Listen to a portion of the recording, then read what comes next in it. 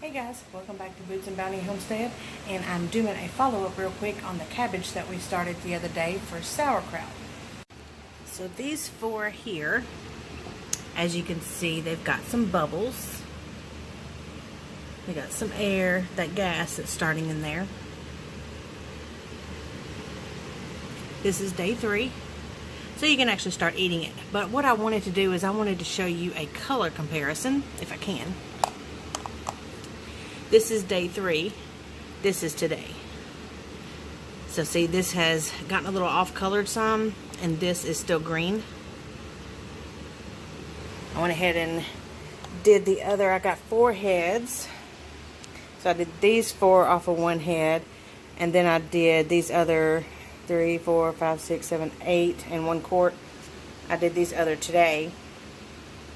And I cooked some cabbage in a skillet with some bacon grease. I didn't have any hot dogs or Polish sausage or anything to put in there, so it's just going to be a side. And also, I made some beautiful slaw with the cabbage and some of the carrots that I had left over that I did not can from a couple weeks ago, staying in the refrigerator in a sealed container with some water, keeps them fresh. So that's about a half a crock here of slaw that I'm taking tonight. So we got that, and then a skillet full, and then the other jars in yonder. So that's what I've gotten out of 4 heads so far. We're going to open up one of these jars here together.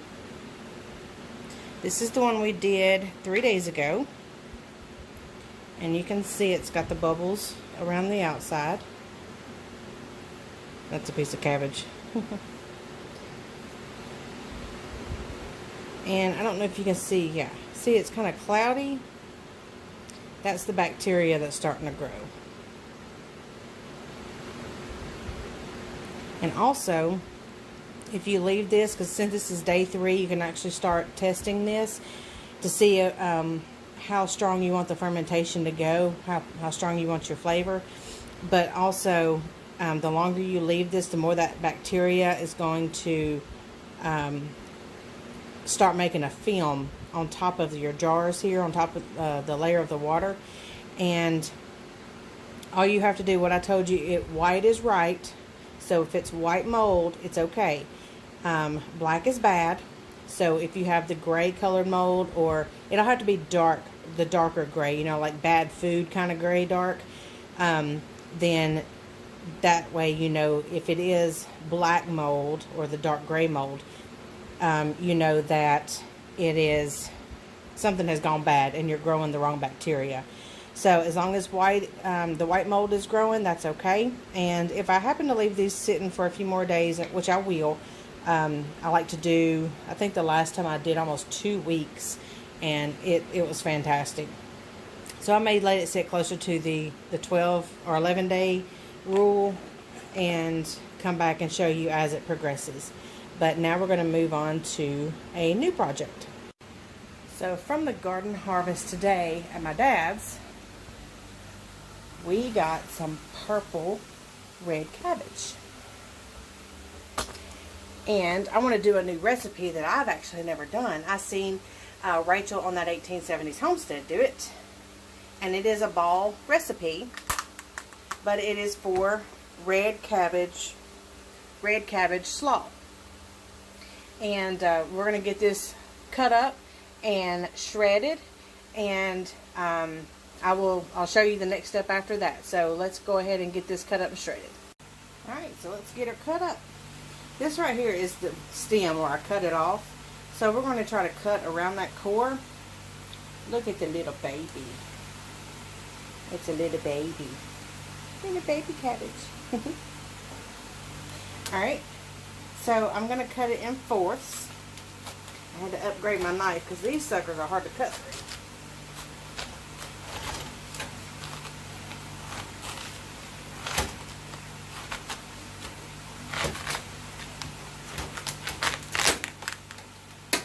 I want y'all to see this core. Isn't that pretty? Beautiful. Beautiful.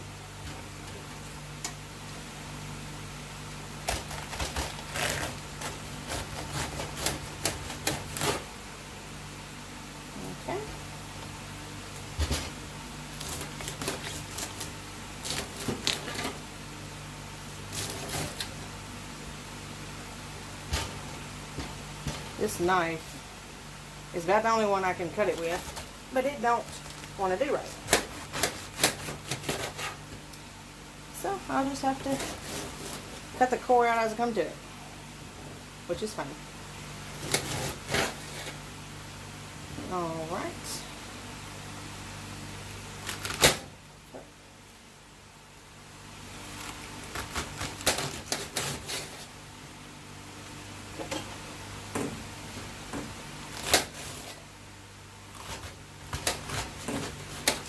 I done cut up the other 4 cabbage and my wrist is sore. My wrist and my fingers are about to give out on me.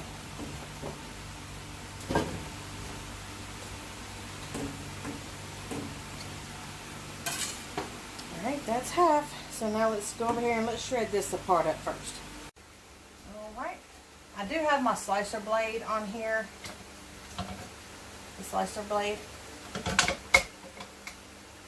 I don't want to use the shred one and just disintegrate it, you know, by getting it too much.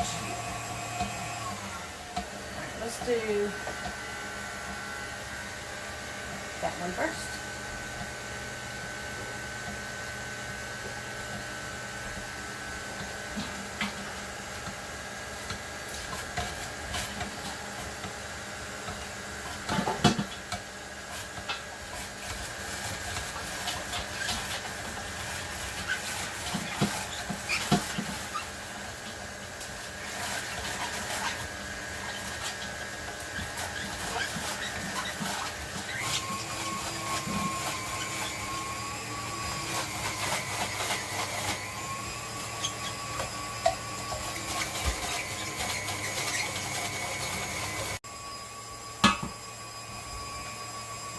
Last of it.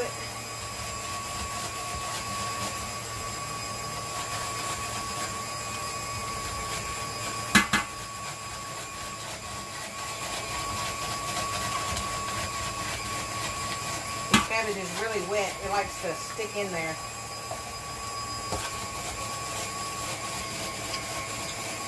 It goes through really fast and then it gets stuck because it's so wet. That's it. Ain't that pretty?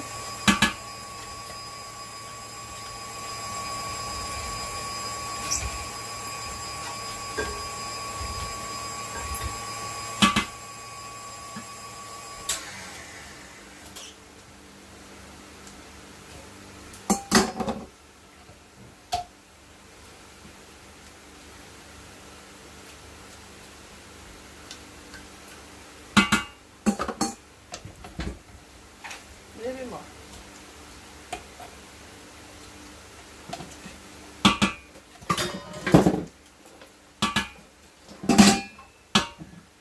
Oh, this is what it looks like.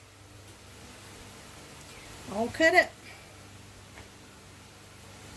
It's my favorite color.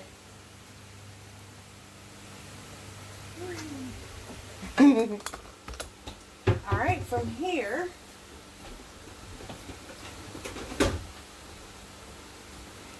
we are going to do, this is between 3 and 4 pounds. And for 6 pounds, you do 3 tablespoons. I'm going to do 2. This is canning salt, canning pickling salt. 2 tablespoons.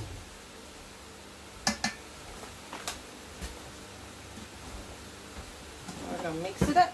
It's kind of like starting the sauerkraut with the green cabbage.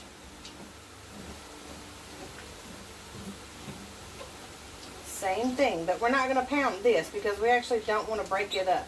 This is red cabbage slaw, so we're going to leave it whole as we can.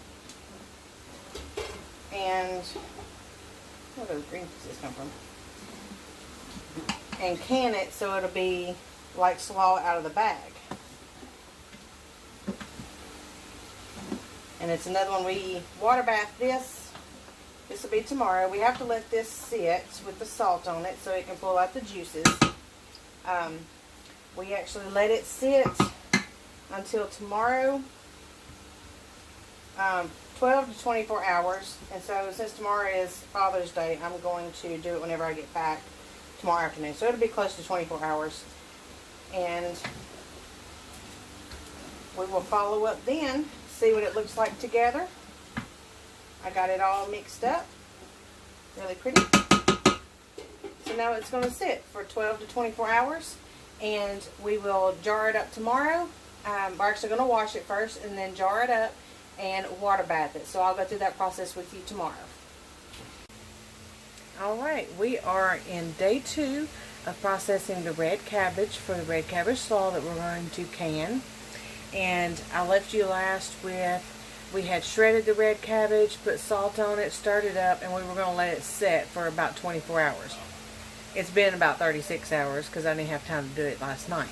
So this is the next step, and we've got to now wash it off. So I've put it here in my sink just to wash the salt off. And we've got to wash it 3 times. So in the 2 sinks, you rinse here, fill the next one up with water, transfer it over to that one. Empty this sink out. Wash it over here, transfer it back into this one. So this will be your 3rd sink. The last thing you would do was to put it in a container or something. I usually go ahead and just put it straight into my jars whenever I'm in my 4th sink. So that way I can go ahead and get it water bath. So that's a little big to do. So I'm going to go ahead and wash this off. My white did turn a little brown.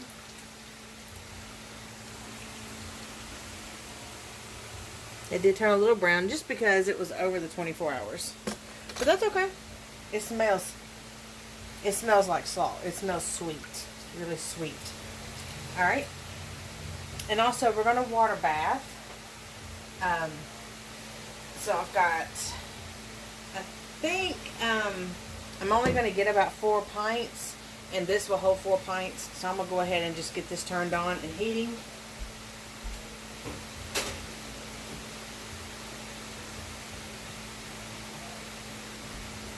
Alright, so now I'm going to fill up my 2nd sink.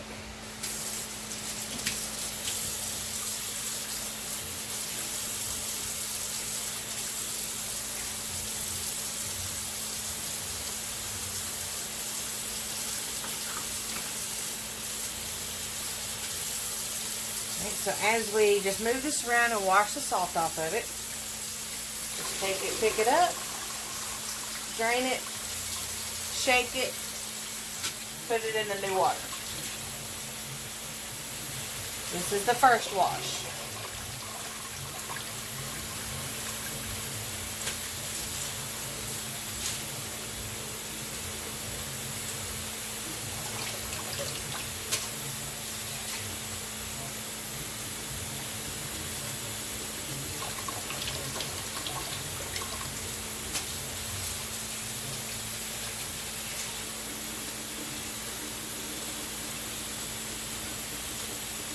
Thought I was going to be smart and put one of these in the bottom, but the cabbage just pulled it out. And as you get down to the bottom of your sink,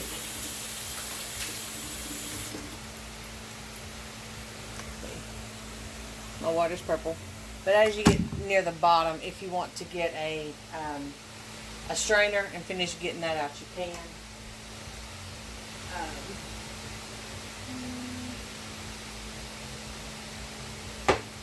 What did you just spoon? Oh, here's my green one.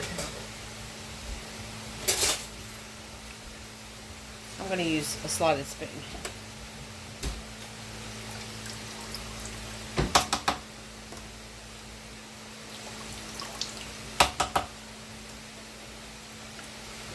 In that first rinse, the cabbage is actually turning back a little white where it had browned.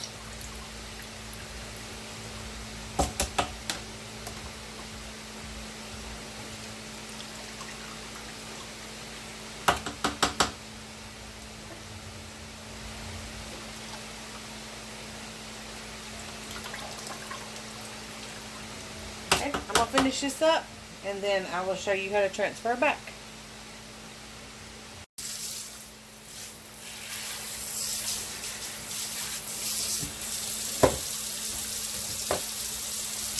wash number 2.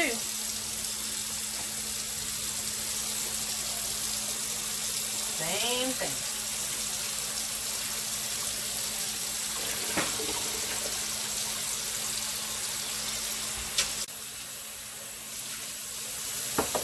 Rinsing out my jars.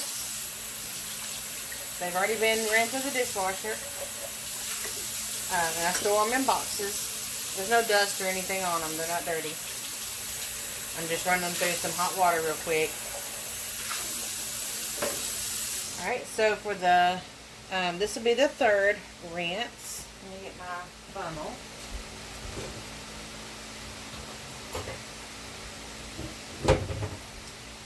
The 3rd rinse goes right into your jars. And this is the raw pack method, where this is raw and I'm packing them in a jar. I'm not cooking them in the brine or anything. You can do it 2 different ways. You can cook it in the brine and then put it hot in the jars, because you'll make your brine up, which we're fixing to do next. You'll make your brine up, put the cabbage in it, cook it for 10 minutes, and then process it, water bathing for 10 minutes. Or you can do the raw pack, and while you're doing your jars, you can get the brine cooking and pour the brine in the jars and then process it for 20. Same difference, you're still cooking it for 20 minutes. Just depends on if you want to go in the jar, do it in the jar, or do it out of the jar.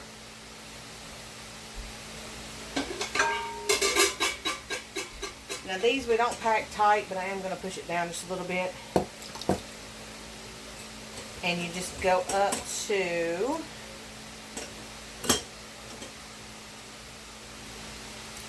can't see where I'm at with that funnel on there. Just go up to right in here. Sorry, right in here. See, I stopped there. A few little stragglers. But we got to have about 1 inch head space, because we're going to put our brine in here, and it's going to go up to here, which will leave us a 1/2 inch of head space. So we got to do 1/2 inch over the cabbage, and then that will leave us a 1/2 inch.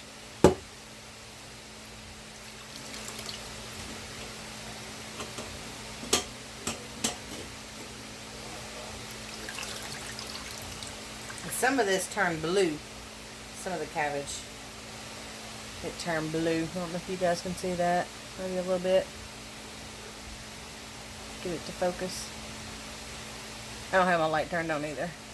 But you can see it kind of a little color difference there.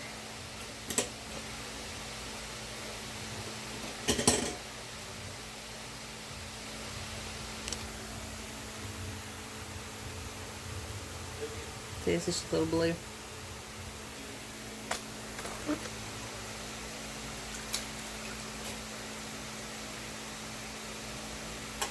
One thing about this funnel, you sure can't see around it.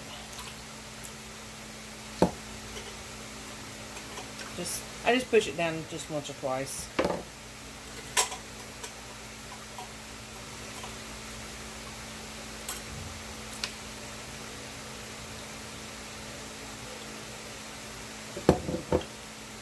This is a little bit different than the sauerkraut, because you don't have to put that leaf on top of it to hold it underwater, because this is going to be slightly cooked in that brine, and the brine's going to be in there over top the cabbage. And as it cooks, it does get a little heavier, so it doesn't come out from under the brine. And we water bath it, because the difference in, I'll just give you a quick little tidbit. The difference in water bathing and pressure canning, of course, is the method, but the reason you do it is because some vegetables are tender, yes, like the cabbage, it just goes to mush if you were to pressure can it, but it also has a high acidity, especially with us putting it in the brine that we're going to do, and I'll give you those ingredients here in just a minute, but it has a high acidity level in it. So you can water bath it, just like tomatoes. You water bath tomatoes. You pressure can, and I'm going to say pressure can because a lot of people get confused on the difference between a pressure cooker and a pressure canner. A pressure cooker cooks food for a meal. A pressure canner cooks the food inside your jars for preservation. So that is the difference. All right, but whenever you pressure can, that'll be like your beans and your okra and stuff like that. That's the reason why you don't have to pressure can your fruit, because a lot of it has the citric acid in it, or the recipe calls for lemon juice. But it's not always necessarily, if you put lemon juice in it, you can water bath it. So don't get me wrong. Follow the recipe, because they have been tested and, you know, approved and all that stuff. So follow your recipe. Don't just be throwing lemon juice in there because you don't want a pressure can. We're actually going to get a few more jars over here.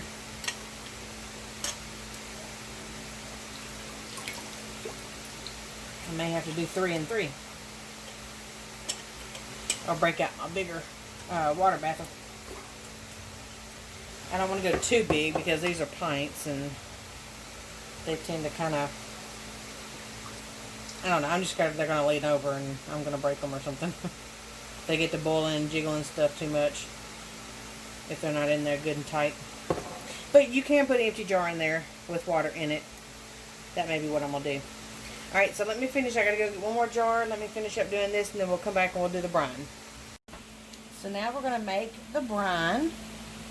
And we'll have to add everything in our pot and then let it boil for 5 minutes. So we are going to do 4 cups. And it calls for red wine vinegar, but all I have is the apple cider vinegar with the mother because that's the rawest organic.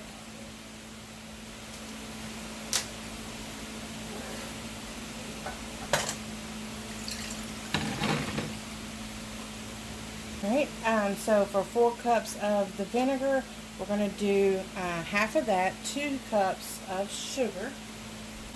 So that's 2 cups. 1, 2, 8. Alright, now we're going to swap to the tablespoon.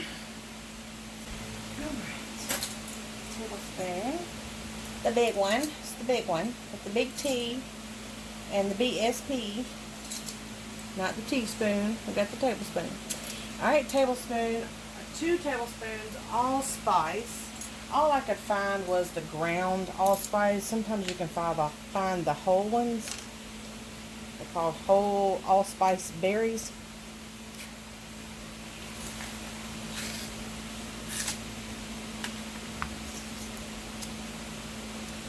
Two tablespoons.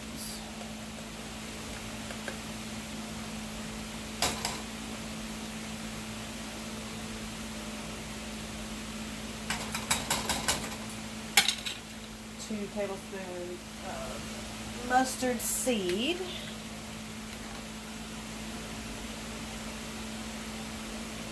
And let's see, this and the peppercorn and the cinnamon sticks we need to make a little bag for, or I will show you something else. Hold on. Alright, we have these little, I don't know what these are called. They're for teas. But we use them also to put our spices in. Or you can make tea bags out of some cloth or fabric or something like that you can just make like a little square and fold it up. Or you can buy the ones pre-made. It's like a little pouch and you can put your stuff in it. So we've got to use 2 tablespoons of mustard seed. Let me see how. I may actually have to go make some fabric. Hang on just a second. Because this will only hold about 2 tablespoons. Give me just a second. Alright, so I went real quick and just made me a little bag pouch thing. Just a rectangle. Fold it in half. Sew down 2 sides. Turn it inside out. There you have it. Alright, so we're going to do the 2 tablespoons of the mustard seed. And this is what they look like. Actual seed. That's why we're putting them in the bag. And I got a little funnel just because these things they're probably going to go everywhere. And the allspice, if you can find the berries, get the berries so you can actually take it out. I just had the ground, that's all I could find. Even if I put it in a bag, it would still filter out. So, no sense in me putting it in a bag. It smells fabulous. Alright, and then we've got 2 tablespoons peppercorns. Peppercorns.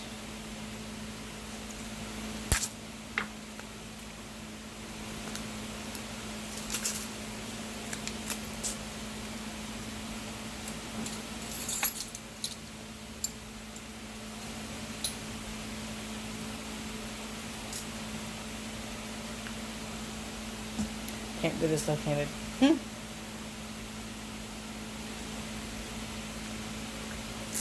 go in the bag.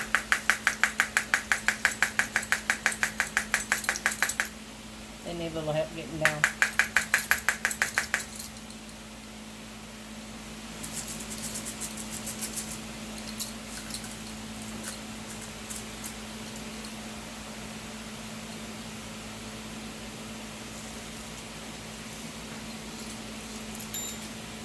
So I'm just going to pour them in the bag. They got stuck in the funnel.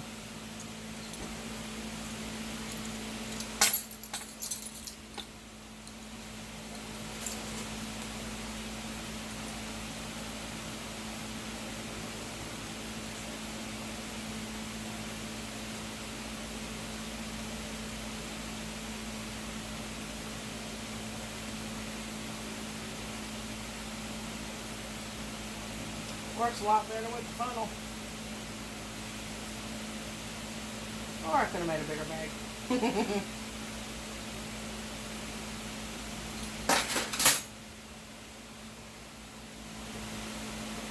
Alright. And we're going to tie this together. Tight closed. Just going to wrap it around. Tie it up. And tie it up so it doesn't come out.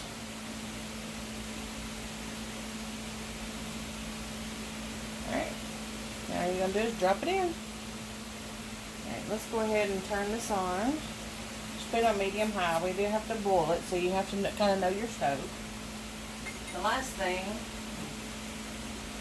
is going to be 2 cinnamon sticks. And yeah, I had to go buy most of this stuff to do this recipe. But I'll have it for a future because we're going to be doing a lot of canning with stuff.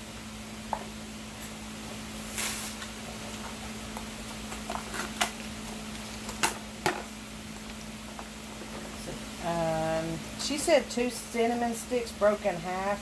So with these little short ones, it's actually going to be 4. If you can get the boogers out. I guess once you start getting them out, they'll be easier because you have a little more room.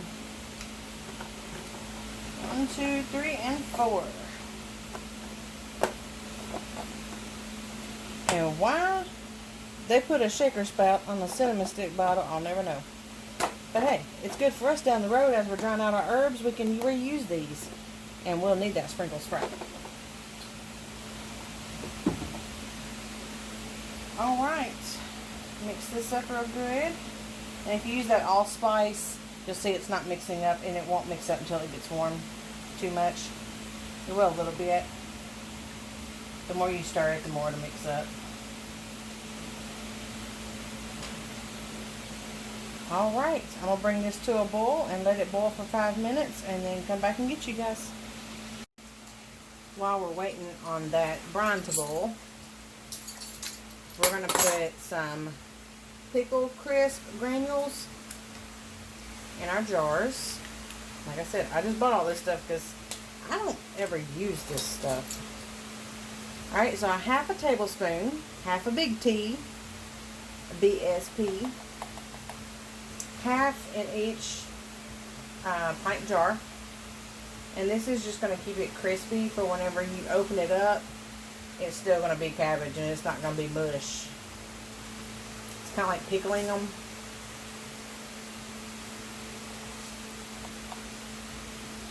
This is kind of like just a a pickling preservation for the cabbage, because once you can this and get it out to use, you're actually going to drain it. You don't have to use that brine that's in there. So you'll drain it and only use the cabbage anyways in a slaw. So this is just kind of a flavoring preservation. So after packing the cabbage in the jars, putting the crisp on there, to keep them warm while the brine is finishing up, you can put them in a pan or even the sink of hot water to keep your jars warm. Before you fill them, rinse them out with hot water, warm them up, or you can stick them in the oven. I can show you that if you would like to see that. I do that whenever I do a lot of the other stuff. But to keep them warm while the brine is finishing up, you can put them in a dish pan of hot water and it will keep the jars warm. We are boiling now. Gotta let this boil for 5 minutes. In the meantime, we're actually going to pack the jars. They have to be hot jars because we have hot liquid going in hot jars. If you don't have hot jars and you put hot liquid into it, they will bust.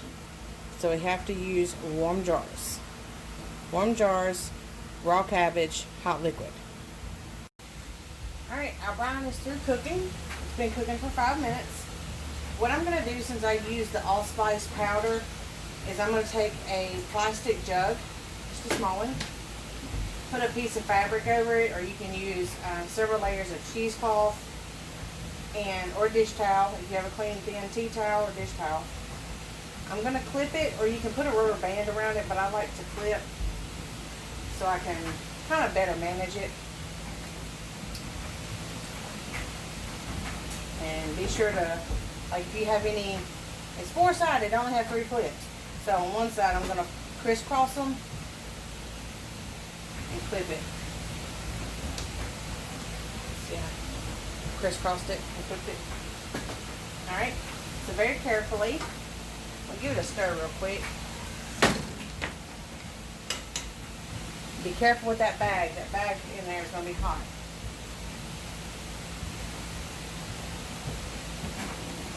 We're just going to pour it in here, let the fabric filter some of that powder out. Because, again, it was floating on top.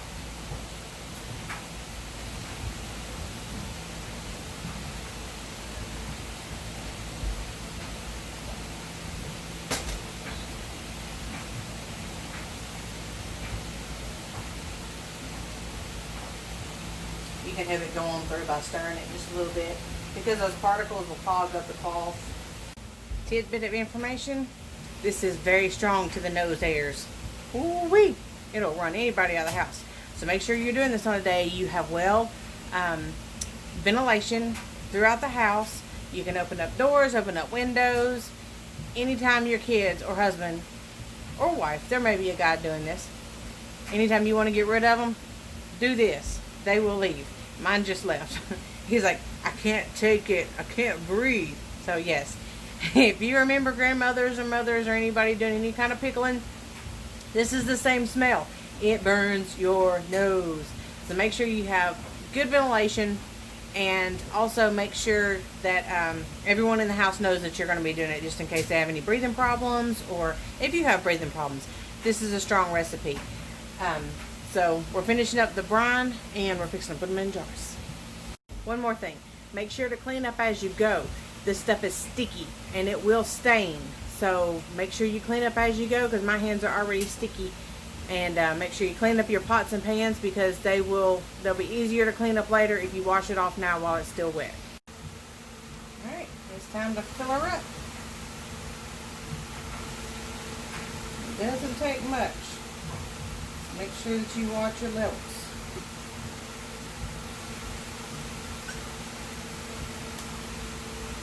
And if you want, you can take them out of the dish pan.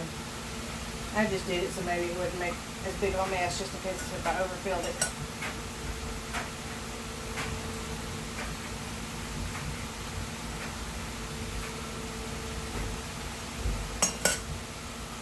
As long as you don't overfill it, you can always go back and put more.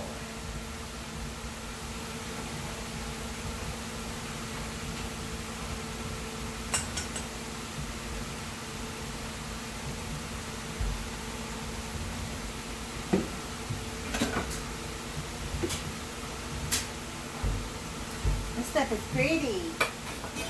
Pretty, pretty. Okay.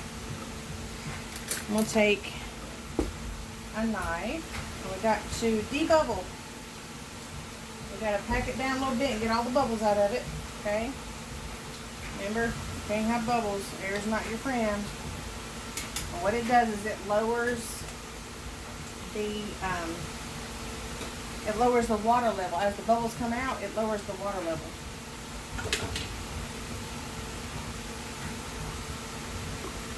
Okay. It's actually right above that bottom rim.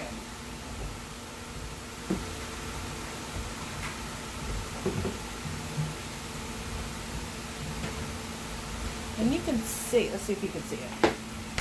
Down here, you can see the bubbles, the little white things. Yeah, see the bubbles? We have to get those out of there. So it's actually cool. You can see it better in the water than you can to make it out.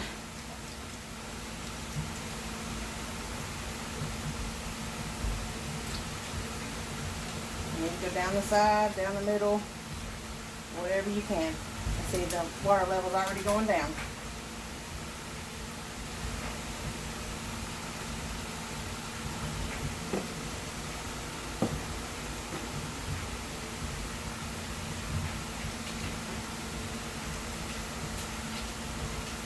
Around the outside,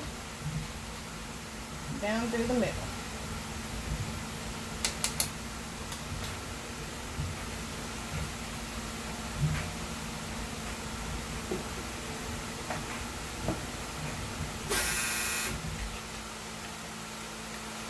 Well, I would tell my husband, that the laundry's done, because he's my laundry person.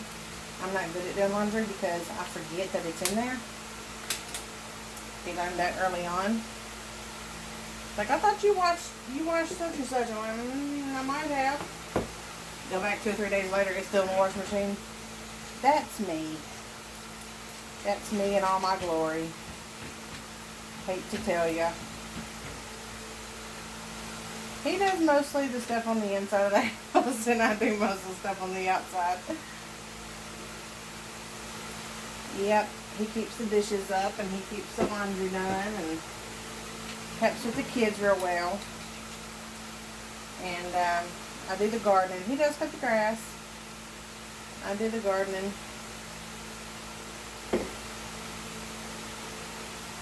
Oh my goodness, you guys. This jar is cracked. Look. Ah! This jar is cracked. Okay. Give me a second. I'll be right back with you. I gotta go get another jar. Well, I had no idea that happened. I don't know if you guys can see it. Look at that.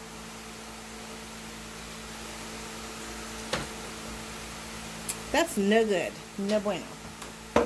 No bueno. Alright. So look, we've got our 6 pints. And guys, look how pretty that is. Look how pretty.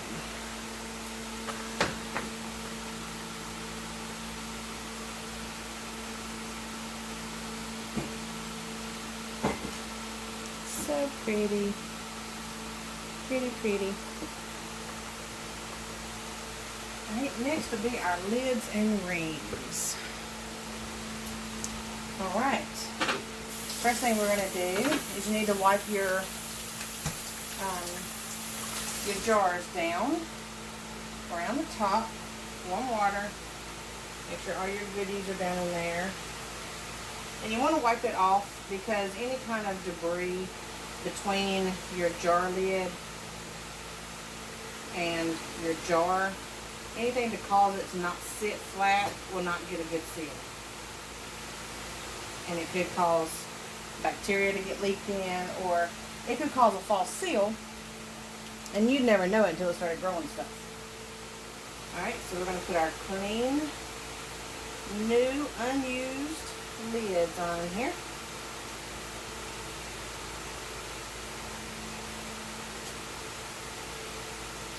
Secure them down. Go to resistance and a slight more turn. It'll be finger tight. Resistance, finger tight.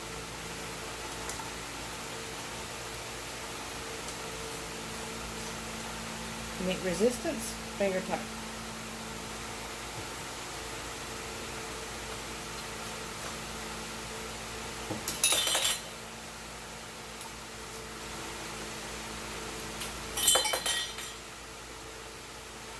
Instead of getting sticky on my shirt. Alright. I'm going to set you guys up right here. It's going in the water bath. And remember, your jars do not touch the bottom. So whenever I water bath using the little one, this is the insert rack out of my Instapot. I like to put that on the bottom. Just let it go in there. And I have it turned down. But you can still see it's got a few bubbles in there. I turned it down because I didn't want it to boil out. Alright.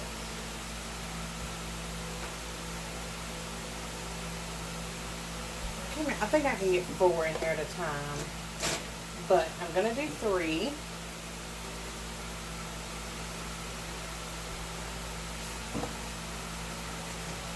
And I'm going to use the kraut jar.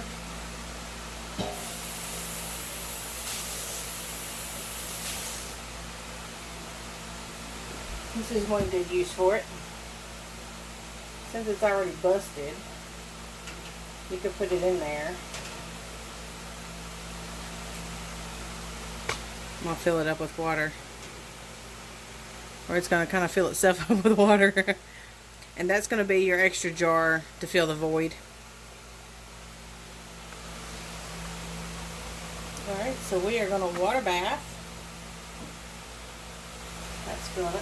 Okay, I do need a little bit more water. They say to go 1 inch or 2 over your jars. This will only do pints, and I go up just to the top because this obviously ain't deep enough.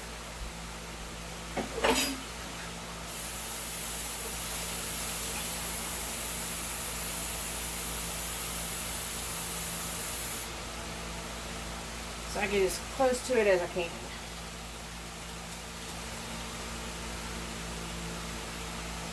A little bit more.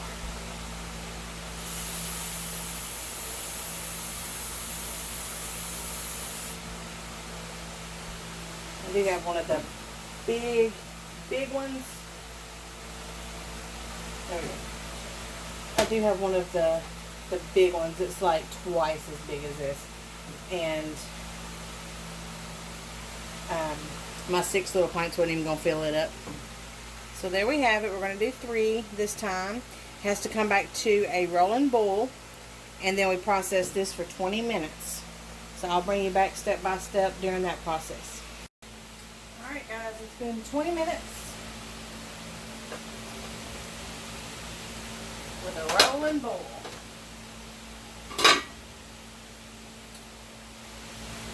Alright, let's see what she looks like.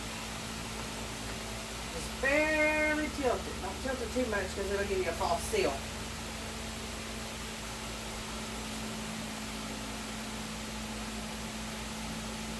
It's pretty pretty.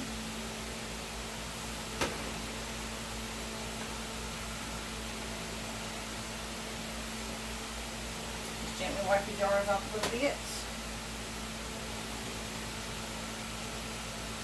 The water's pink. We're just going to boil it out some. Alright, we're going to let those sit there. Cover them up. You don't want them to cool off too fast. Let's put the other ones in.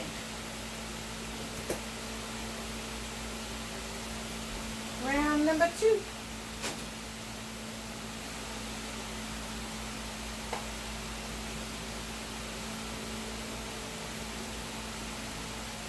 Now I'm going to change shirts because the other one, whew, it got sticky. It got sticky icky.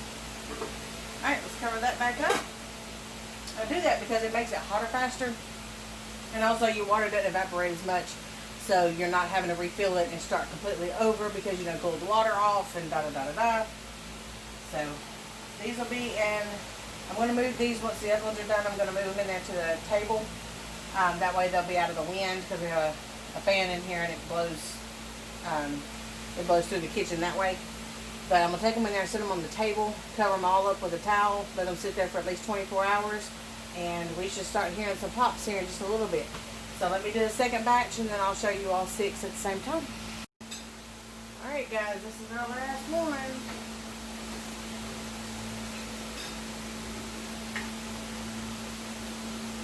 These are so pretty. So pretty.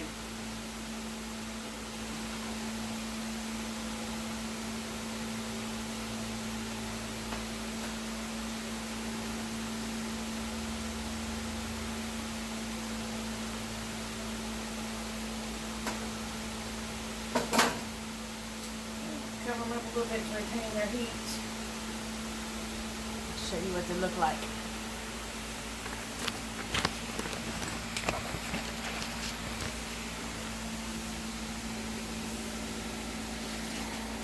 They are so pretty. Pretty and purple. Very, very pretty. Can't wait to see what they taste like.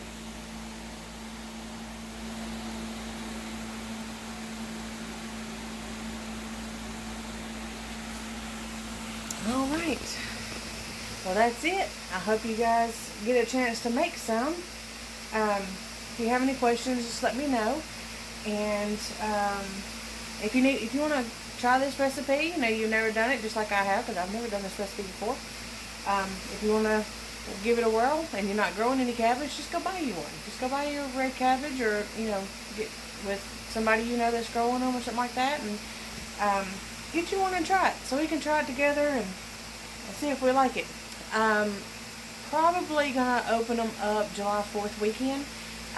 We're gonna be getting together with some family, and so I may open them up because I told my mom about this recipe and she's excited to taste it. She's never canned anything like that, and so we can put it on our burgers, or we can make slaw out of it or anything like that. So we're excited to try it and see what it's gonna be like. And I'll also be doing some more green cabbage. I've got to research that to see. Sorry. I got to research that to see if I could possibly do just some plain green cabbage, and that way we can have it not pickled, but get it out and use it in a slaw or something, and it not be very flavored. So I'll let you know how this tastes, and I'm sure the family's going to like it. And like I said, if you have any questions or you'd like to try it, put it in the comments and let me know that you're going to try it, and let me know how it turns out. So hope you enjoyed it. Until next time, God bless. We love you guys. Bye-bye. Alright, I'm doing a follow-up real quick. This is about 3 hours after we got through, and all have sealed except one. You see it's still poking up in the middle. All the rest of them have sealed. And I also wanted to say, remind you guys, whenever you do this, to leave about 1 inch space between your jars for airflow so they can cool evenly. And also, after they have sealed, take your rings off so the rust and stuff don't get in your lids and cause any bacteria problems or anything, or just rust where you can't get them off.